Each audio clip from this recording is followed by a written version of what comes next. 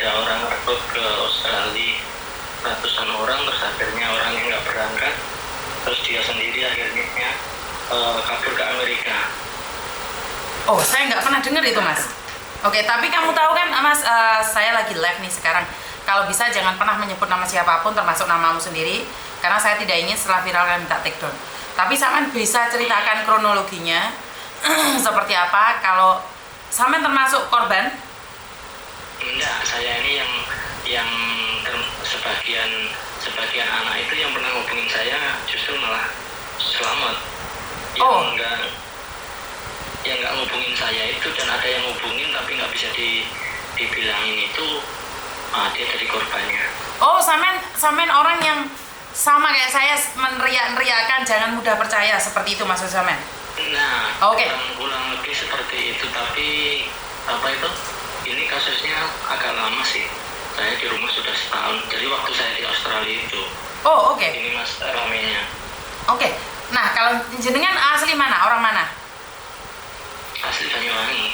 Oke, kalau gitu kita kenalan wes, karena Samen kan juga termasuk penggiat kemanusiaan secara tidak langsung, karena Samen juga mengingatkan. Tidak langsung, Yes, karena Samen mau mengingatkan, karena jarang orang mau mengingatkan, Mas. Nah, ini saya senang kalau ada teman-teman saya yang mau mengingatkan, bahkan kita bisa gandengan tangan nih. Kan jenengan pengalaman di Australia, saya kan nggak pernah ke Australia. Nah, boleh kenalan dulu ini asli orang mana, seperti apa? Ceritakan pengalaman ini jenengan tentang Australia. Ini di live apa? Di live. Ini sekarang Miss Yuni lagi nge-live nih. Oh, kalau di live nanti orang tahu kan semuanya.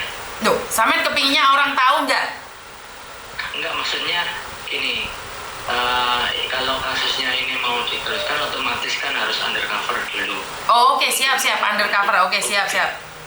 Untuk menemukan bukti, jadi saya ini menceritakan dulu. Oke, siap. Dan kata ada pihak yang mau meneruskan, ya silakan. Enggak, karena ada sebagian korban itu pernah salah satunya saya suruh mengumpulkan, saya edukasi, saya kasih penjelasan, itu pada takut dengan alasan takutnya uang nggak kembali, tapi akhirnya ya banyak juga yang uangnya nggak kembali gitu. Setahu saya memang tidak mungkin kembali, Mas, karena penipuan itu kan memang maksudnya adalah mengambil uang mereka, bukan untuk menyalurkan mereka. Untuk saya prinsipnya saya tidak bisa melarang atau menyuruh orang mau merubah nasib. Oh, betul. Saya itu melarangnya saya itu jangan sampai kamu tertipu, karena saya ini korban penipuan dulu itu 2 kali gitu. Oke. Karena saya sudah merasakan saya pernah ditipu, jangan sampai orang yang kenal saya lewat suara itu, dia itu terus telepon lagi kedua kalinya saya, itu ngadu saya baru kena tipu lah itu. Nah, ini kasusnya sudah banyak sekali. Dulu waktu saya di Australia itu sering saya telepon, balesin chat itu sering sekali. Cuman ya itu, orang itu kadang susah dinasihati. Kalau dikatakan yang benar, mereka akan lebih percaya dengan iming-iming manis gitu. Yang tulus dikira modus, yang modus dikira tulus. Nah, bisa seperti itu. Betul, Mbak. Oke. Makanya tadi itu waktu saya buka HP kok ada penyematan rencana pengeluaran berat, terus saya buka, langsung masuk ke WA, terus saya makanya SMS dulu, bener nggak ini, takutnya ini nomornya digunakan orang lain apa gimana. Iya, saya sendiri. Setidaknya dengar suaranya ini sudah meyakinkan. Oke, suaranya sudah meyakinkan.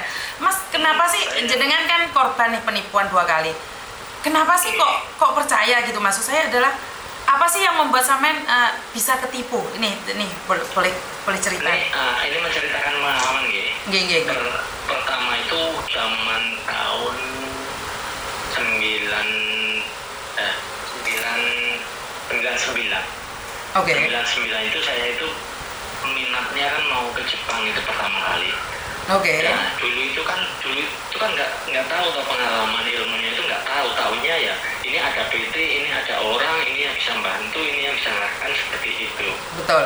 Nah, ternyata setelah saya ikutin itu, saya masukkan sebagian uang saya untuk DP-nya itu, saya diantar ke Jakarta. Setelah sampai di Jakarta, saya seminggu kok nggak ada apa-apa. Ternyata di sana juga ada orang yang sedang menunggu proses. Terus mereka bilang, lah kowe nyapa rene, wong aku lho gak bedal-bedal kok malah rene gitu, karena mereka umurnya lebih tua dari saya gitu. Oke. Terus akhirnya yuk, saya nggak tahu lah gimana ceritanya. Akhirnya mereka bercerita, saya sudah lama segini, saya sudah tahun, saya sudah berbulan-bulan di sini nggak ada apa-apa. Nah setelah 2 minggu itu saya ketemulah sama kakaknya yang ada kaitannya yang mau ke Australia tadi itu. Jadi ceritanya yang saya ikuti ke Jepang itu sama yang jadi agent ke Australia ini orangnya sama, cuma beda tahun. Oke. Cuman jalurnya lain. Kalau saya jalurnya Jepang, yang sekarang dia lakukan itu Australia gitu. Oke. Setelah itu nggak jadi berangkat, akhirnya saya pulang ke Banyuwangi lagi. Sampai rumah setelah berapa hari saya ke kantornya, saya bilang saya mengundurkan diri saja karena saya belum proses apapun, saya minta uang saya dikembalikan gitu. Nah, ternyata uangnya itu susah sekali diminta untuk dikembalikan. Ternyata ya itu uang kalau sudah pindah tangan itu buat ini buat itu nggak jelas, ini uang nggak bisa kembali. Dalam di tahun 99 itu habis biaya berapa itu Mas? Waktu itu tuh dulu itu dibilangnya cuma habis 17 juta. 17 juta zaman dahulu itu besar sekali loh Mas. Oke, 17 juta. Waktu itu saya masukkan DP-nya itu 3,5 juta, itu di luar untuk biaya paspor, untuk transport dan lain-lain. Oke, terus? Nah, setelah itu akhirnya itu gagal, akhirnya saya kan mengundurkan diri. Akhirnya ya itu, nggak ada cerita lanjutannya, akhirnya ya habis sampai di situ. Kemudian saya mau ke Amerika. Oke. Mau ke Amerika itu ikut tetangga saya yang sudah pernah ke Amerika itu 10 tahun di sana sama orang tuanya. Tapi setelah di sana, setelah saya ikuti prosesnya, saya percaya itu karena dia sudah pernah ke sana, otomatis setidaknya alur cerita perjalanan dia itu yang pertama itu pengalaman berharganya dia gitu. Jadi saya percaya di situ itu. Ternyata setelah saya ikutin, ternyata itu juga saya ketipu di situ. Itu tetangga sendiri loh. Iya, itu yang proses itu waktu di Jakarta itu di belakang Cimenang itu kalau nggak salah orang Blitar kalau nggak ada diri itu. Itu perempuan itu yang akhirnya itu perempuan. Nah, setelah di sana berbulan-bulan juga nggak ada kejelasannya sampai kita meeting sampai rame-rame itu karena tidak ada kejelasan itu. Oke. Habis itu singkat ceritanya karena tidak ada kelanjutan, hanguslah uang itu. Setelah saya pulang, saya tanyakan teman yang ngajak berangkat bareng itu, saya tanya, Mas gimana nih keuangannya karena kita nggak ada proses. Lah uang saya aja nggak keluar kok kamu minta ke aku gitu. Jadi maksud pertanyaan itu sama jawabannya itu nggak nyambung, nggak sejalan, nggak nyambung gitu. Akhirnya sudahlah, biarin. Memang mungkin rezekinya seperti ini, mungkin ada kesalahan saya di masa lalu, akhirnya saya dihukum seperti ini. Ya terus diikhlasin aja daripada dipikir mumet nanti gila mah. Gitu. Akhirnya selang berapa tahun ketemulah saya dengan teman yang dulu pernah kerja ke Taiwan bareng-bareng, pulang. Nah, habis itu kita berencana mau ke Australia. Awalnya saya mau ngajakin ke Jepang, tapi ini nggak jadi. Ayo ke Australia aja. Nah, akhirnya diajak ke Australia, ikut agen Surabaya itu DP 10 juta. Secara 2 minggu alhamdulillah dapat visa. Akhirnya kita berangkat ke Australia. Nah itu misinya itu studi banding dipikirnya saya itu di sana itu disekolahkan sambil bekerja, ternyata enggak, kita tuh di sana cuma pakai visa turis asli. Nah itu tahunnya itu sudah di sana, waduh, karena nggak bisa diperpanjang visanya. Akhirnya tanya kanan kiri, ternyata kita itu juga salah, tapi karena sudah di sana ya dimanfaatkan waktu yang ada dan kesempatannya untuk membalikan modal. Akhirnya visa itu ternyata bisa dirubah, tapi dirubahnya dengan yang hal yang nggak benar, karena sebenarnya visa turis itu bisa beralih ke student visa atau bisa ngeplay ke skill visa. Ternyata nggak bisa karena nggak ada pengalaman, mau sekolah biayanya tinggi, nggak bisa. Akhirnya saya ngebelah ke protection visa ya, visa suaka. Oh oke. Visa suaka. visa suaka itu dengan dalil yang saya ajukan bahwa saya pernah bisnis di rumah, saya bengkel, saya kena tipu. Akhirnya mereka menyetujui saya untuk tinggal di sana, tapi tidak mengizinkan saya keluar dari sana sampai pengajuan permohonan saya ini menemui titik akhir, diterima atau ditolak. Oke. Setelah itu? Setelah di sana 2 tahun habis visa mati itu, akhirnya visanya bisa hidup lagi dengan visa izin tinggal dan izin kerja, tapi tidak boleh izin travel, jadi tidak diperbolehkan keluar dari Australia. Oke. Karena itu adalah suaka ya, visa suaka. Iya, karena sana bisa kerja, akhirnya saya sampai 8 tahun di sana kerja, alhamdulillah bisa bayar utang, bisa nabung buat sekolah anaknya. Akhirnya saya memutuskan pulang, tapi sebelum pulang itu waktu saya di Australia itu banyaklah orang yang telepon, Mas kena tipu, Mas gimana caranya. Kalau orang bertanya gimana caranya ke Australia, saya kasih tahu yang benar. Kalau ke sini itu programnya visa, itu WHP, Working Holiday Visa, itu sekolah sambil kerja, itu liburan sambil kerja, itu memang ada program antara pemerintah. Yang kemudian skill visa, sama punya pengalaman nanti cari perusahaannya bisa sponsorin, atau sekolah sambil bekerja.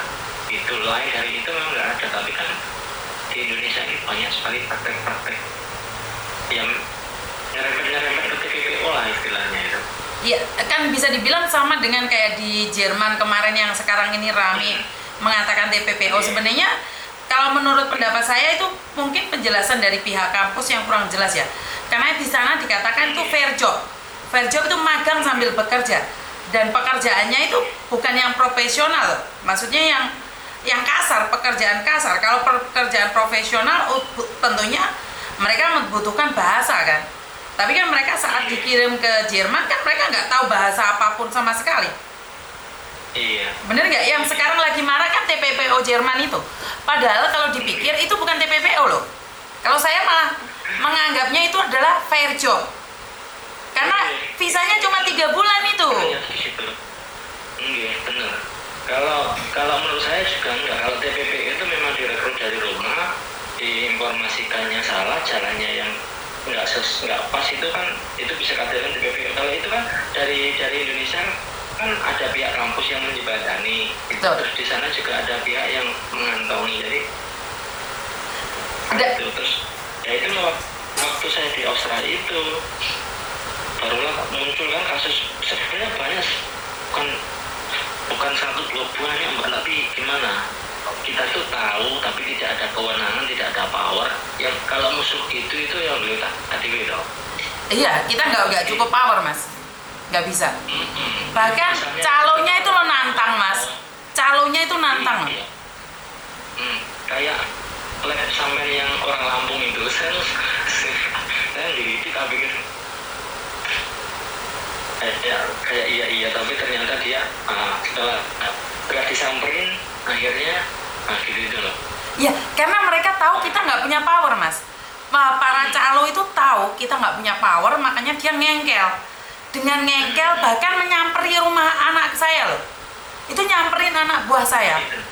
Jadi ceritanya adalah kalau yang di Lampung itu adalah dia itu up di Facebook mengatakan bahwa ada job pabrik packing di Hong Kong. Nah, anak buah saya itu sharing ke media sosial mengatakan hati-hati mau lebaran banyak penipuan. Nah, anak saya itu disamperin, padahal anak saya itu kan nge-share. Anak saya mengatakan hati-hati penipuan. Dia kan nggak bilang dia penipuan. Hati-hati penipuan mau lebaran. Nah, anakku itu disamperin ke rumahnya. Namanya orang kampung disamperin orang bawa mobil, kaget nggak ibu bapaknya? Iya. Dan ibunya memaksa anak ini untuk minta maaf, sementara si Nova ini posisi ada di Hong Kong. Dan mereka seolah-olah diintimidasi, katanya dilaporkan sama Polsek, dilaporkan sama Pamung Desa. Nah, kenapa terus saya telepon si calo ini, dan calo ini mengatakan bahwa dia itu punya banyak cara untuk masuk Hong Kong. Saya katakan kalau Hong Kong kalian boleh nanya sama saya, karena saya memang agensi di Hong Kong dan saya tahu permainan Hong Kong seperti apa. untuk proses jadi supir, untuk kerja di kebun, untuk kerja profesional, untuk kerja di restoran, itu saya tahu prosesnya semua. Kebetulan kalau Hongkong ya, kalau Hongkong tuh saya tahu. Tapi kalau dia cerita negara lain, saya nggak berani ngomong. Nah, dia kan nantang saya tentang Hongkong. Iya. Dan dia lupa bahwa saya itu kenal BP 3MI Lampung, BP 2MI Pusat, yang dimana mencegah TPPO. Iya. Dan ini sangat diperangi oleh BP 2MI. Makanya saya bilang sama mereka, kalau sudah menipu, uang sudah masuk, kita nggak bisa nyari apa-apa, kasus polisi. Tapi kan dia bilang dia belum nipu, tapi kan dia menyebarkan informasi. Itu dia, itu kan sudah pelanggaran itu sebenarnya. Makanya sudah pelanggaran. Bisa jadikan anak bukti. Iya, tapi kan yang harus melaporkan Nova. Iya. Kemarin itu kan sini juga gitu, Mbak.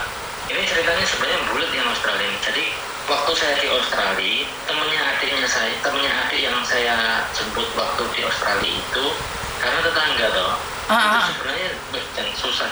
Saya ini ditolongin nanti dikiranya penadah, nggak ditolongin orangnya keleleran, Pak, repot Pak, begitu itu. Oh iya Mas, kalau sampean bantu dukung, sampean penadah di Australia. Iya, serba salah gitu itu. Terus tetangga lagi, ya Allah. Jadi yang proses bukan saya, yang berangkat bukan saya, tapi setelah sampai di sana itu orangnya itu dikasihkan saya. Waduh lah, ini tak ceramai orang-orang anak-anak itu. Kalian ini yang rekrut mereka, yang ngambil uang kalian tuh mereka semua, ya minta tanggung jawabnya ke mereka. Dan sampai semua ngebrung di sini, wah bahaya ini sebenarnya. Lah kok iso mereka nyari sampean itu Mas? Gimana? Apakah nomor sampean, kontak sampean ada dihubungi oleh orang itu atau seperti apa? Enggak, yang berangkatin itu kan dia suami istri di Australia. Dia sebagai student di sana. Memang anak berprestasi. Setelah itu waktu dia main ke rumah karena dia kenal sama saya, dia tanya kemana masnya di Australia. Oh nggak kerja. Oh dulu berangkat lewat siapa? Lewat orang Surabaya. Kali berapa? 150 juta. Mahal sekali. Uang 150 juta saya bisa berangkat 4 orang gitu. Akhirnya saya coba nitip adik saya. Emang adik saya nggak berangkat, uangnya dipakai bapaknya yang ditaratin. Pertama gitu, ya baiklah salah. Habis itu adik saya stop, jangan kesini, malah masalah. Akhirnya besoknya lagi dia karena dia tahu caranya, akhirnya proses orang sampai di Australia itu. Akhirnya sampai ke sana orang-orangnya nggak, kebetulan salah satu yang berangkat itu dulu temen di Korea gitu. Dan saya Mas masih di Australia Mas, saya di Australia, aman berangkatnya, sudah dari kemarin, saya ini seminggu di Melbourne loh. Ngapain namanya di situ? Jadi mau kerja, tapi belum kerja di sini. Akhirnya terus panjang ceritanya. Itu yang maksudnya bisa selamat lah. Kalau yang bisa selamat kan liku-liku di sana itu tergantung pribadi. Kayak orang kita ke Taiwan, ke Hong Kong, sukses tidaknya kalau sudah di negara orang itu kembali ke pribadi. Tapi yang masalah yang buat saya itu orang yang pengen nekat ke sana merubah nasib, tapi yang jalannya nggak pasti deh. Tapi ketika diingatkan, mereka tetap nggak mau. Ketika sudah masalah mengadu lagi, tapi untuk dijelaskan tidak mau lah, itu yang susah. Ini yang terakhir itu kan ada sekitar 100 lebih orang. Dengar hampir 200 orang. Dengar hampir 200 orang dari keseluruhan total orangnya itu. Terus itu saya kira-kira total itu sekitar 6 miliar itu uang yang masuk ke bank. Dan itu kalau nggak salah cuma 2 orang yang berangkat itu karena muncul orangnya karena usianya sudah tua. Jadi saya pikir pihak kedutaan ini tidak curiga karena udah tua, mungkin ya benar mau liburan. Ternyata yang lain kan nggak ada berangkat. Nah tetangganya saya ini ada satu yang kena. Waktu dia ke rumah, saya dibilangin sama saya, ini loh Mas, mau berangkat sana. Bersama lewat siapa? Prosesnya kayak apa? Karena saya tanya ini tuh prosesnya kayak apa? Saya nggak memperdalam dulu gimana caranya. Kalau sampai mau lewat ABC itu saya nggak ngelarang. yang penting bener gitu. Masalahnya ini banyak yang nggak benernya gitu. Itu yang ngerinya di situ. Lah orang-orang yang tertipu ini dikumpulin disuruh lapor juga nggak berani. Nah kan susah. Tidak. Dengan saya hanya pendengar. Saya kalau saya yang laporin kan saya tidak fair, karena saya bukan korbannya gitu. Betul. Seharusnya korbannya yang melaporkan, saya disuruh ini saya mau, nggak apa-apa wes gitu itu. Kan tidak berjalan ke jalan yang salah gitu. Saya mau biar gitu itu saya mau. Tapi kalau jalannya salah ya saya dari awal nolak. Betul. Kenapa? Karena memang bukan sampean bersangkutan, sampean cuma menjadi saksi saja. Saksi ahli, karena sampean sendiri sudah tahu tentang Australia. Saya pikir itu pihak aparat setempat lah, kawan, kayak sejenis polsek daerah itu pasti ada lah yang tahu, nggak mungkin lah nggak tahu. Mungkin karena tahu lah di Indonesia, Mbak, seperti apa itu. Kalau memang benar-benar mau ditegakkan sebenarnya itu kan apapun aturan itu dari polisinya dulu. Polisinya dulu itu benar mau bekerja dengan bersih dan benar tegak, saya yakin pelanggaran itu akan banyak berkurang sekali, yakin itu saya. Intinya adalah karena aparat keamanan kurang mengamankan, maka banyak orang berani melakukan apapun yang mereka inginkan. Dan dampaknya itu gimana? Iya, jujur di Banyuwangi itu banyak sebenarnya kasus. Nah, itu yang dulu mau berangkatin saya ke Jepang nggak jadi. Sekarang setelah dia pulang dari Jepang kalau nggak salah, akhirnya dia ngerekrut orang mau ke Australia kan nggak berangkat. Lah ini yang ngerekrut saya mau ke Amerika nggak berangkat itu. Sekarang itu juga di Banyuwangi itu juga memberangkatin orang ke Inggris, ke negara lain seperti Australia, Amerika juga, itu juga banyak yang nggak berangkat juga loh. Kan yang laporan itu juga yang saya nasihatin itu. Lah kan lucunya ini sudah saya jelaskan, hati-hati, jangan percaya pada orang, jangan asal keluarin uang. Nah, ternyata dia juga kena sama orang yang sama dengan saya, padahal dari awal sudah dinasihatin. Nah yang kedua ini ketemu agen yang kedua ini, itu dia nggak bilang, nggak menceritakan. Yang ikut pertama yang mau ke Australia lewat namanya si A itu selamat karena dia masih bisa saya nasihatin. Nah sedangkan dia tanpa pemberitahuan, yang kedua ini kena sama si yang mbak-mbak itu. Intinya adalah sebenarnya kira-kira nih Mas, mereka tahu nggak kalau mereka itu salurkan secara ilegal, atau mereka karena ketidaktahuan atau ketidakfahaman tentang bekerja di luar negeri, mereka itu terpengaruh. Saya ingin nanya nih, karena sampai tertipu 2 kali. Itu sampai tahu disalurkan secara ilegal, atau memang sampai itu tidak tahu, niatnya punya uang tapi tidak punya pengalaman, yang penting kerja, seperti apa? Jadi kebanyakan begini, ini dari saya sendiri dan kebanyakan pengalaman sama orang-orang yang selama ini selalu curhat ke saya. Jadi kebanyakan itu karena masalah ekonomi, jalan pintasnya itu kalau nggak luar negeri itu nggak tercapai. Lah, negara yang paling jadi tujuan yang cepat itu selain Amerika itu memang Australia. Asal nyampe Australia itu badan siap bisa kerja, itu pasti cepat. Punya utang 1 miliar itu dengan tahun, kalau orangnya itu tekun, rajin, itu selesai gitu. Kalau ke negara lain seperti Taiwan mungkin susah, atau mungkin ke Korea mungkin masih berat, tapi kalau Australia memang. Dan masalahnya itu gini Mbak, kita itu kepingin seperti itu, pengennya cepat, pengennya sampai sana, modalnya kita itu cuma uang aja, cuman bermodal, aku punya uang pas-pasan, aku pengen ke sana nih gitu. Jadi tidak berpikir dulu nanti masalahnya saat mereka tidak berangkat dengan uang hangus, itu kan menimbulkan masalah di belakang. Iya, karena sebagian dari mereka itu jual tanah, jual sapi, jual kendaraan, dan mereka nggak berangkat. Kalau yang berangkat kita punya kendala antar bahasa, dipukulin, bahkan sampai meninggal dunia, itu tidak pernah terkuat selama ini Bahkan pemerintah ada nggak penyuluhan di kampung-kampung gitu mas? Enggak, saya enggak pernah melihat. Justru saya itu kepingin jadi speakernya pemerintah. Oke, Enggak nih dibayar juga enggak apa-apa. ini Tapi ayo kita itu mau ya, Samen mau ya mas ya? suara. Samen mau ya? Iya Mbak. Oke, kalau Samen mau, saya tuh punya satu organisasi di Banyuwangi sana. Nah, mereka itu selalu pick up, bahkan kadang diundang oleh Disnaker. Dan Samen berbicara tentang Australia, merinding saya. Saya ketemu orang-orang seperti inilah yang saya harapkan punya pengalaman. Jadi kita gabung nih, Samen Australia. Engkau mungkin ada yang dari Belgia, mungkin ada yang dari Jerman. Jadi kita gabung, kita apa ya? Sosialisasi ini. Lah ini yang kejadian nih. Waktu saya di Australia itu kan banyak juga kan.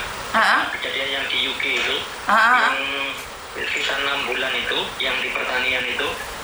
Itu kan saya sudah menjelaskan. Kebetulan teman saya itu juga ada yang kerja di kedutaan di UK sana. Karena dulu dia di Australia, akhirnya dia dapatlah kerja di kedutaan karena ada keluarga penjaringan suruh daftar, akhirnya dia diterima.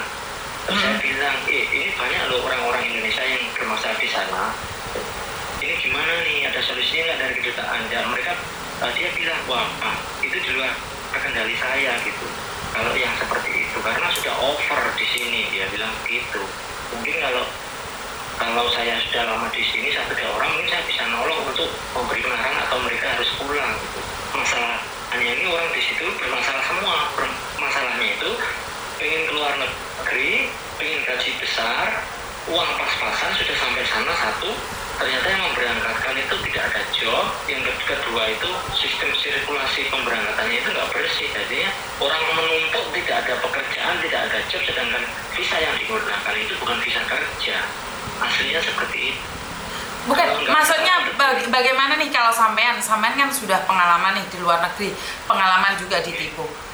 Ini saya bisa ngomong nih, bagaimana nih caranya sampean untuk memberitahu masyarakat? Karena kalau memang sampean ada, mungkin saya juga akan berbicara dengan RRI Jember atau apa ya, liputan terkini COID yang ada di Banyuwangi juga, agar sampean sharing sama mereka. Nah, pertanyaan saya, gimana sih sampean bisa mencegah, setidak-tidaknya mencegah? Kalau saya kan pakai media YouTube nih. Kalau sampean bagaimana nih rencana nih jenengan? Kalau saya kasih panggung. Selama ini tindakan yang saya cegah itu ketika orang datang ke saya, Pak. Secara manual, boleh dibilang seperti itu. Jadi karena kan saya tidak tahu nih mana satu orang satu persatu yang mau keluar negeri ini, saya kan nggak tahu.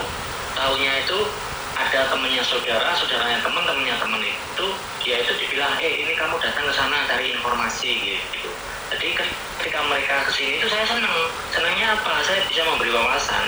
Perkara mereka mau lanjut atau tidak setelah saya beri wawasan, itu kan saya tidak bisa melarang atau saya tidak bisa menyuruh, tapi setidaknya saya bisa memberikan pintu gerbang sebelum mereka terjerumus gitu loh. Ini jangan kamu lalui nih, ini bahaya.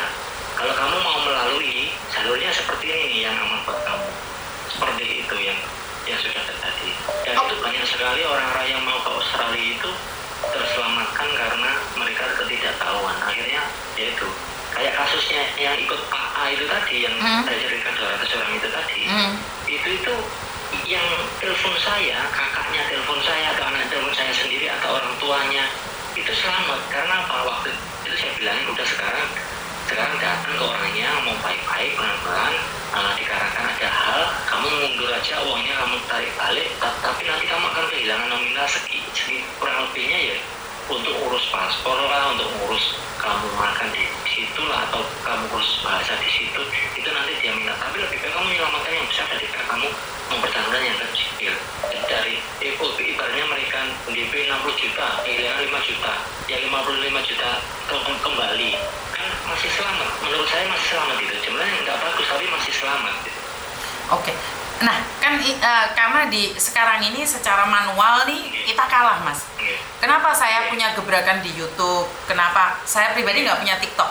Tapi dengan adanya media sosial itu mungkin lebih luas lagi, lebih banyak orang nanya lagi. Samen ada ide nggak buka Facebook ataupun YouTube, kita tidak berpatokan pada uang ya. Karena waktu pertama kali saya buka YouTube itu bukan di nominal uangnya, tapi di edukasinya. Nah, edukasi. betul. Nah, sekarang ini saya minta nih, saya akan spot orang-orang yang benar-benar penggiat kemanusiaan secara tidak langsung. Banyak orang menyepelekan kita, Mas. Suara kita itu disepelekan karena nggak ada gunanya. Tapi saat seperti yang Samen katakan, kita bisa menyelamatkan orang yang ditipu. Itu suatu mukjizat bagi kita loh, Mas. Iya itu. Benar. Maksudnya gini Mbak, jadi kita tidak pernah melihat itu dari segi nilai nominal keuangan, nggak pernah. Jadi Betul. kepuasan kita itu melihat orang nggak tertipu itu sebenarnya sudah nggak karuan kita itu. Oke. Di situ bukan karena kita ngomong gitu orangnya nggak berangkat terus yang lain-lain enggak. Justru kita itu mencoba memberikan arahan supaya mereka nggak tertipu. Kalau masalah orang mau gimana kan kita ada privasi dan keterbatasan hak kita kan dibatasi. Betul, Kita nggak betul. boleh melarang orang untuk mau bekerja merubah nasib, kita nggak melarang. Yang kita inginkan itu kamu tidak terjerumus itu aja. Kamu mengeluarkan uang 100 juta, kamu sampai sana ya semoga silakan, nggak apa-apa. Kamu lewat siapa? Lewat negara boleh, lewat swasta boleh, lewat siapa aja, yang penting jalannya benar. Kalau jalan nggak benar, ketika kamu sudah tertipu dengan kamu uang pas-pasan, apa selain ya kalau minta kuat, kalau nggak kuat apakah kasarnya apakah gila? Kalau gila terus dia punya keluarga, akhirnya kan bebannya beruntun ya. Betul. Dan Keluarganya malu karena dia gila. Yang kedua, dia tidak bisa menafkahi lagi anaknya yang butuh sekolah, butuh pendidikan, butuh support keuangan untuk lebih baik lagi. Dia tidak bisa melanjutkan karena dia gila itu tadi. Nah kalau itu nggak terjadi ya mungkin dia stres sebentar aja bisa terobati, tapi membekas di hatinya itu kan nggak bisa hilang itu seumur hidup. iya, karena banyak orang menyepelekan, Mas. Saat diingatkan tuh mereka tuh menyepelekan, mereka selalu bilang itu loh sukses ke Amerika, itu loh sukses, itu loh seperti ini. Mereka tidak mengerti caranya atau rintangannya. Mereka selalu tidak pernah tahu prosesnya. Dan seringkali saya katakan bahwa kita berpedoman pada yang Jambi itu, mahasiswa Jambi. Mereka mengira kalau mereka nyampe airport itu akan dijemput. Padahal di luar negeri, jangan ngarepin dijemput oleh orang. Kamu harus siap dengan Google Map, kamu harus siap dengan bahasa-bahasa mereka. Jadi nggak ada di luar negeri itu dijemput. Walaupun jadi pembantu di Hong Kong tuh ada agent yang jemput, ada yang enggak, Mas. Karena itu mentalnya kan harus kuat. Kalau di Australia itu waktu saya di sana Mbak, kan ada program WDHV itu. Kalau anak-anak yang hubungi saya minta kerja itu, kebetulan waktu itu kan saya jadi supervisor di farmnya itu. Jadi selama 4 tahun itu saya nggak kemana-mana. Jadi saya pegang pekerjaan itu ada 4 tempat satu wilayah itu. Jadi pekerjaan itu muter gitu. Jadi kalau anak-anak yang orang-orang itu datang minta kerja itu pokoknya hari ini datang bisa mau kerja ya bisa langsung kerja dulu gitu, karena saya ada ada posisi di situ. Jadi kebetulan fungsinya manajernya kontraktornya itu percaya karena setiap ucapan saya itu bisa dibuktikan gitu. Makanya mereka percaya. Jadi ketika saya bilang, bos, kamu mau bekerja lagi nggak? Besok ada orang datang 2. Oh iya nggak apa-apa, suruh masuk besok. Selalunya begitu. Itu anak-anak WHW itu dari bandara yang nggak tahu saya jemput. Saya bawakan mobil, tapi saya suruh bayar mereka. Kamu harus bayar $50 per orang karena yang jemput ini orang Australia yang bawa mobilnya. Kalian nanti tinggal di rumahnya, kamu nanti bayar sendiri sama orangnya gitu. Saya bilang gitu. Jadi saya pun nggak memanfaatkan untuk cari hasil di situ. Itu tadi bisa nolong itu senangnya itu sudah kelewatan kalau saya. Bukan karena harus dapat uang berapa juta, enggak. Kalau saya mau gitu mungkin dari kemarin-kemarin sudah kaya Mbak. Iya, dan para calo-calo itu kaya-kaya loh, Mas. Iya. Para calo-calo itu kaya-kaya. Iya Mbak. Sampai teman saya ini ada itu, teman saya Mas yang penjulu itu sampai dia, waduh Mas Ardi itu goblok banget ujian kamu itu, goblok Mas Samen. Terus saya nggak nilai dari nominal, saya itu nolong orang itu saya senangnya di situ. Itu diganti uang miliaran nggak bisa gitu loh. Kalau saya mau seperti itu saya bisa. Saya jadi subkontraktor yang kerja itu saya kumpulin atas nama saya sendiri. Saya dapat komisi dari perusahaan, dan komisi dari kontraktor. Tapi Tapi saya nggak teganya gini loh, panasnya kayak gini ini, kerjanya kayak gini, gitu. Masa hasilnya masih dikurangi gitu. Iya, makan keringat kuning orang, Mas. Makan keringat kuning orang. Itu saya nggak bisanya di situ. Saya nggak bisa dari situ yang saya takut itu Mbak. Makanya saya tanya nih, Samen mau sama gabungkan dengan orang-orang yang siap membantu orang-orang lain, dan karena itu adalah kebanggaan tersendiri saat kita bisa menyelamatkan seseorang daripada penipuan. Itu mungkin mereka tidak berterima kasih, tapi setidak-tidaknya kita bisa membuktikan bahwa omongan kita itu benar. Iya. Seperti kemarin yang di Lampung itu. Iya. Prinsip saya, kalau saya berprinsip begini, orang niat untuk menolong orang itu tidak pernah mengharapkan untuk dibalas. Ya, Betul. nolong ya nolong. Dan setiap orang yang mau nolong itu siap-siap untuk kecewa dan sakit hati, itu prinsip. Betul. Kalau kita mau nolong orang belum siap untuk sakit hati, untuk kecewa, ya diem aja. Ya, dan kalau kita kebiasaan nolong orang terus kita nggak nolong orang, orang itu akan mengatakan bahwa kita jahat, Mas. Ini pengalaman saya. Iya Mbak. Begitu. Intinya yang benar kita ceritakan itu orang tidak akan percaya. Gitu. Betul. Tapi ya sesimpelnya kita itu ya biar waktu yang membuktikan. Saya tidak perlu membuktikan ke siapapun saya ini benar atau enggak, itu saya nggak perlu. Yang tujuan saya niatnya baik ya senawa itu gitu aja. Niat baik, tujuan baik akan terbiasa menjadi baik sih kalau menurut pendapat saya. Sampai bisa menyelamatkan satu orang agar tidak tertipu, itu sudah sebuah anugerah ya. Karena itulah saya selalu bilang, saya bangga bisa ketemu dengan jenengan dan sampai tertarik gitu loh. Dulu itu waktu saya zamannya di Taiwan itu, saya pernah di Taiwan gabung itu organisasi ASPAK, kalau bahasa Indonesianya ASPAK, Asosiasi Pekerja Migran Center itu, tapi dinaungin oleh yayasan dulu itu. Oke.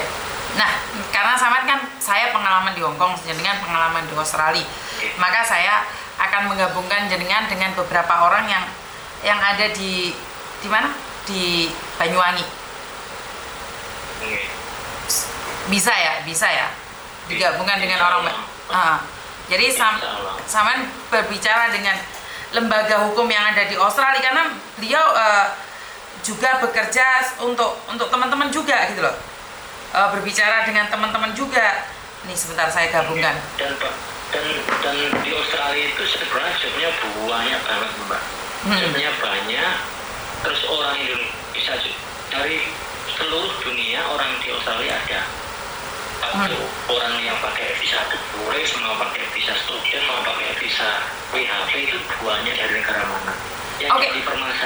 Mas sorry sebentar.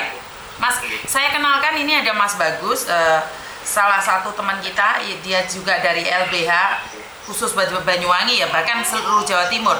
Mungkin Samen bisa kenalan, dan karena Samen bisa membantu teman-teman terselamat dari TPPO ke Australia, karena Samen pengalaman di Australia, mungkin bisa kenalan dengan Mas Bagus. Tidak perlu menyebutkan nama Samen dulu karena Samen belum diekspos, tidak ingin diekspos dulu. Mungkin bisa kenalan dulu, Mas Bagus. Iya, Mbak, ini. Waalaikumsalam. Salam kenal, Bapak. Mas Bagus, mungkin saya review sebentar aja tentang Masnya ini. Masnya ini adalah dulu korban juga penipuan, tapi sudah berlalu. Dan dia hari-hari ini tuh membantu menyelamatkan orang-orang Banyuwangi khususnya yang tertipu. Tapi banyak orang-orang tidak melaporkan. Tapi dia sendiri sudah tertipu dulu. Dan dia sudah bekerja di Australia. Nah, dia bekerja di Australia sudah 8 tahun atau 10 tahun. Jadi dia sudah tahu banget teman-teman yang ke Australia itu mau ditipu, mau dipekerjakan seperti apa. Dan dia mau speak up Mas Bagus, tapi kan dia nggak punya wadah nih. Nah, saya selalu bilang sama Mas Bagus kan punya YouTube nih, punya wadah. Nah, orang-orang seperti ini nih perlu wadah Mas Bagus. Jadi siap. Dan dia siap membantu dengan pikiran, tenaga, bahkan dia tidak memungut uang gitu loh. Saya sukanya di lingkungan saya itu mereka tidak berpikir tentang uang, karena dia sudah mampu menyelamatkan beberapa orang. Tapi masalahnya sudah ada 200 orang yang dikirimkan, tapi cuma diambil uangnya saja, bahkan miliaran. Mungkin Mas Bagus boleh bertanya sedikit? Iya. Ya, sebelumnya perkenalkan Bapak, saya dari LBH Renata Bakti Nusantara dan SPPMI, Sahabat Buruh Pekerja Migran Indonesia. Ya. Saya tertarik dengan apa yang disampaikan oleh Miss Yuni terkait kasus penipuan yang melibatkan saudara-saudara kita yang ada di Banyuwangi khususnya, dan untuk calon-calon PMI yang lain yang mungkin juga memang butuh perhatian dari kita semua, khususnya kan gitu ya. Nah, ini terkait apa yang disampaikan Miss Yuni, adanya beberapa korban penempatan Australia, ini sangat menarik sekali karena per hari ini sudah banyak berjatuhan korban. Memang mereka rata-rata tidak mau teriak. Nah, jujur kalau boleh saya sampaikan, ada beberapa APH termasuk aparat penegak hukum itu yang gimana ya, notabene agak kurang cekatan dalam penanganan kasus seperti ini. Makanya kita sebagai calon PMI atau mantan PMI itu harus kompak, Bapak. Jadi maksudnya saya itu gini, ini sebenarnya kalau dari kemarin saya mau blow up kasus ini sebenarnya ya pasti ruangnya lah. Tapi kembali lagi pikir ini, saya baru datang, baru ketemu anak istri, nanti saya kesana sini saya disalahkan lagi karena waktunya 8 tahun nggak ketemu, itu ketemu kan lain lah gitu. Tapi di sisi lain dari saya tuh kok nggak ada orang yang mau ini sih tanggap meneng-meneng aja gitu loh. Dan ini nominalnya bukan 10-20, ini miliaran loh di situ itu nilai keuangannya itu. Maksudnya saya itu orang-orang yang tertipu juga ini beberapa kali itu saya suruh hubungin, ada satu ini yang aktif hubungin saya suruh hubungin itu, wis mau diparani ke rumahnya monggo, mau masukkan ke rumah saya monggo, saya siap kapan aja tinggal ngatur waktunya, nggak apa-apa wis, saya nggak kerja sehari 2 hari ada cerita nih. Perlu saya luruskan sedikit, Bapak. Ini yang terjadi di lapangan terkait kasus permasalahan pertikaian, termasuk rekan-rekan yang ada di Australia, di Asia atau di Timur Tengah, itu kebanyakan mereka tidak berani teriak karena adanya intimidasi dari para calon ini yang sudah terstruktur, Bapak. Betul. Nah, itu makanya butuh pemakan kita semua gitu, Pak. Mungkin selepas ini jenengan bisa nanti japri ke saya, kita sambung komunikasi lebih lanjut, kita tata. Monggo kalau memang jenengan sepakat, kita bergabung termasuk juga dengan Miss Yuni, kita berantas mafia-mafia pertikaian yang memang merugikan banyak masyarakat. Kayak yang di Surabaya itu saling geng, jadi sampai teman-teman yang nggak berangkat itu sampai minta uangnya untuk kembali, itu sampai bawa pengacara, ya nggak jadi, soalnya sama-sama bawa pengacara. Nah, sedangkan apa namanya, agennya itu pengacara sama agennya lebih kuat dari yang dibawa teman-teman, ya tetap aja kalah. Nah, hal-hal seperti ini yang merasa miris di hati saya, itu tidak ada solusi gitu. Betul, makanya yang bisa melawan kita hanya kompak, Bapak. Iya. Kita harus kompak, baru kita bisa melawan. Kita tetap tidak bisa melangkah sendiri. Kita atas nama lembaga yang mungkin sudah legalitasnya sudah jelas, tapi kita tetap harus bekerja sama dengan aparat penegak hukum. Termasuk di situ ada dari kepolisian dan juga dari P2MI, Pak. Kan gitu. Oke. Siap. Tuh, makanya nanti kita tata. Kita harus bentuk tim. Kita tangani kasus per kasus, kita dampingi para korban itu agar tidak lagi berjatuhan korban-korban lainnya, Pak. Dan satu lagi saya bisa tambahkan bahwa dari Bang Martin Simanjuntak, jika kasus kalian membludak dan besar, Bang Martin Simanjuntak itu siap membantu kita. Jadi dekengan terakhir saya bisa bilang kalau memang dengan cara apapun nggak bisa, Bang Martin Simanjuntak itu siap membantu kita. Jadi mungkin bagus jika ada sesuatu yang berhubungan dengan para PMI, bahkan penipuan yang lebih dari 10 atau bagaimanapun khususnya dari Banyuwangi dan Jawa Timur, kalian bisa ngomong sama saya akan teruskan pada Martin Simanjuntak. Jadi sebenarnya kita itu ada orang-orang yang sebenarnya sudah siap gitu loh. Tapi kan kalau orang-orang dari pusat kan nggak mungkin melihat sesuatu yang kecil-kecil. Padahal dari yang kecil itulah yang menjadi bom atom kapanpun. Makanya kita sebagai masyarakat ini gimana? Kalau ini ada apa, teman-teman ini ada perwakilannya mau lapor untuk masalah ini, Mbak, pasti meledak ini. Makanya Mas Bagus ini yang akan bertindak. Ya, makanya begini Pak, pentingnya kita memberikan Informasi kepada para korban, karena korban itu jelas takut. dia diintimidasi antara mafia-mafia itu. Kemarin itu ada 5 orang itu sudah dikomunikasi. Terus waktu itu temannya saya itu telepon, Mas izin dulu saya telepon gitu, sama dengarkan, iya siap. Jadi intinya dari percakapan itu intinya gini, lah saiki aku kehilangan duit, lah iki tak lapornya polisi, aku sih dipanggil meneh, bisa gawe apa cekingan meneh, lah aku lah tambah kehilangan duit meneh piye ya. Jadi seperti itu, tambah takutnya itu kayak gitu mereka. Itu yang terjadi di lapangan selama ini Pak. Jadi mereka yang jadi korban itu enggan untuk berteriak, bahkan enggan untuk melaporkan, karena selama ini terjadi penyimpangan dalam penanganan kasus pertikaian itu. Jadi kita tidak menutupi Bapak, karena memang di beberapa daerah itu ketika korban melaporkan kepada polisi itu masih ada bahasa dikenakan uang dan lain sebagainya. Oke, makanya kita harus memberikan edukasi dulu kepada para korban ini agar mereka berani untuk teriak, mereka berani untuk bersuara, Bapak. Betul. Dan mungkin Mas Bagus sendiri secara langsung dan tidak langsung kan sudah mengenali BP3MI yang ada di Surabaya dan juga BP4MI yang ada di Banyuwangi kan Mas Bagus? Siap Mbak, ini untuk sementara SBPMI kita sudah bisa berkomunikasi dengan beberapa kabupaten kota untuk BP2MI-nya. Oh, oke, siap. Termasuk di luar Jawa, bisa nyambung di Tanjung Pinang dan lain sebagainya, itu udah bisa connect. Oke, itu bagus ya. Jadi kalian bisa terorganisir gitu loh. Jadi apapun yang terjadi kalian ada. Seperti yang saya katakan tadi, kalau kalian butuh pengacara di akhir cerita, saya siapkan pengacara juga. Karena seperti yang saya katakan, Bang Martin Simanjuntak, kalau kasus kecil mungkin beliau kurang tahu. Karena kan masih kecil. Makanya kalian berdua ini bergabung mencari. Karena kasus kecil ini kalian cari, maka akan menjadi bom atom kapanpun bisa meledak. Maka dari itu, sebelum meledak kita harus cari pengacara yang memang harus relevan. Karena Bang Martin Simanjuntak itu mengatakan mereka itu benar-benar mau membantu tanpa biaya gitu loh.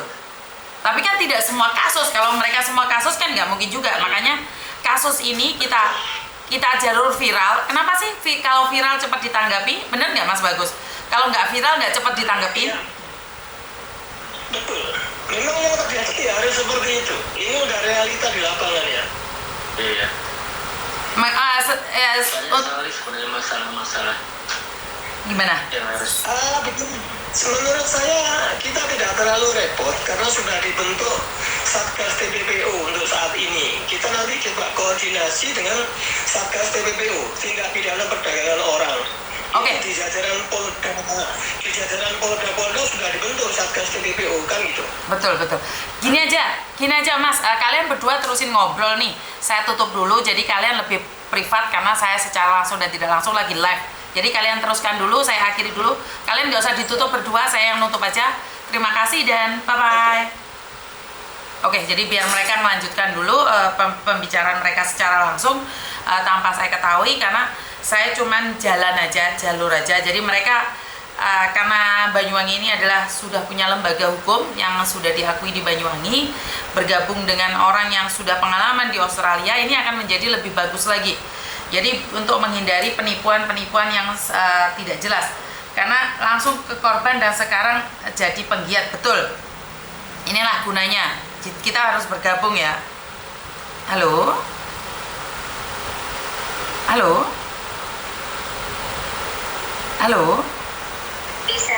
bisa bicara sama